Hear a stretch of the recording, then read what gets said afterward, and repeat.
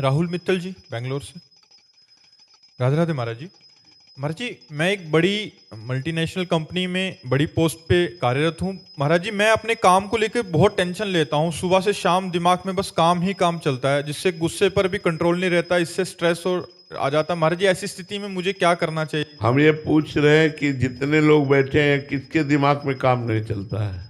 उसी के दिमाग में काम नहीं चलता जिसके दिमाग में राम चलता है।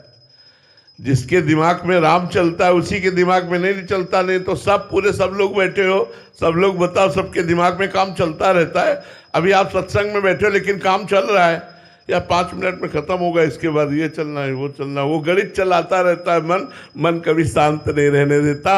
मन शांत उसी का रहता है जो राम में लगता है, जो भगवान में लगता है। तब लगी कुशल न जीव कहूँ, सपने हो मन विश्राम। जब लगी भजत न राम को, शोक धाम तज काम। यदि नाम जप करने लगो भैया नियम पूर्वक, तो आपको शांति मिलने लगेगी। तो थोड़ा सत्संग का नियम बनाओ, 30-40 मिनट सुनो और काउंटर ले लो। नाम जप करते हो आप? यार तो फिर कैसे? दवा नहीं खाओगे तो फिर कैसे ठीक होगे? हाँ, जासु नाम भवभीर सजहरन घोर त्रैशूल। जिनका नाम दैहिक दैविक भौतिक तीनों तापों को मिटा करके भव समुद्र से पार कर देता है। आज नियम लो कि 50,000 नाम जप करेंगे, राधा राधा राधा राधा। फिर हमको बताना ये बड़ी कंपनी, ये बड़ा पद, ये बड़ा बैंक बैलेंस, बड़ी सुविधा, ये शांति नहीं दे पाएंगी। और ये कितने दिन टिकोगे? आखिरकार जब शरीर पूरा होगा तो सब यहीं छूट जाएगा, कोई अपने काम आने वाला नहीं। इसलिए भाई बड़े भाग्यशाली हो, वृंदावन आए हो।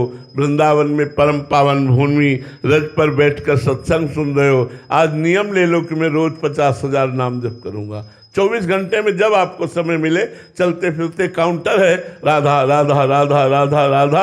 और कम से कम 10 मिनट सत्संग सुनूंगा। 2 बातें आप पकड़ लो, 10 मिनट सत्संग सुनूंगा किसी महात्मा का, और 50,000 नाम जप करूंगा। अगर आप ये नियम ले लो, फिर आप हमें अगली बार मिलना, बताना कैसा लग रहा है। लोगे नियम? हाँ बिल्कुल। काउंटर समझ रहे ना? आप उसे खरीद लीजिए, अंगूठी की तरह अंगुली में ऐसे डाले रहिए और राधा राधा राधा राधा राधा।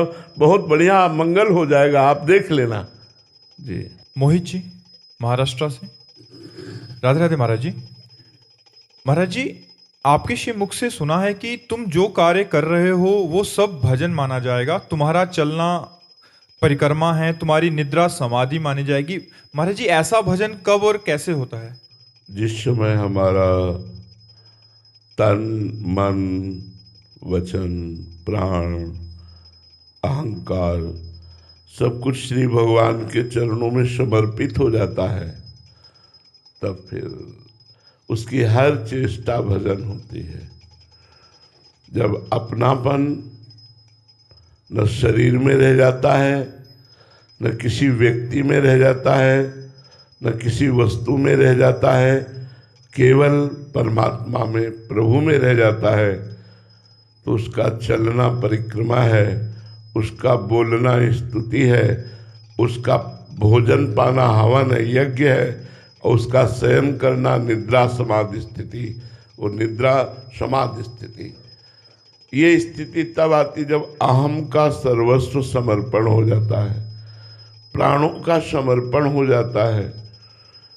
एक क्षण के लिए भी भगवत विस्मरण नहीं होता। हर समय भगवान की मधुर मधुर स्मृति हो रही है, तो उसकी सारी चेष्टाएं भगवत में हो जाती हैं। उसका शौच जाना, स्नान करना, ये जो शारीरिक क्रियाएं भी हैं, ये सब भागवतिक हो जाती हैं। वो संपूर्ण स्थूल शरीर, सूक्ष्म शरीर, कारण शरीर, तीनों शरीरों से समर्पित वो परमात्म स्वरूप में स्थित वो ब्रह्मविद ब्रह्म ही भवति, वो ब्रह्म के समान हो जाता है। ऐसा महापुरुष जिसकी सारी चेष्टाएं भागवतिक हो, जिसके हृदय का अहम भगवान में तन्मय हो गया हो, जिसकी मन की एक एक वृत्ति भगवदाकार हो गई हो, ऐसी स्थिति होती है जैसी ये कि निद्रा समाधि स्थिति।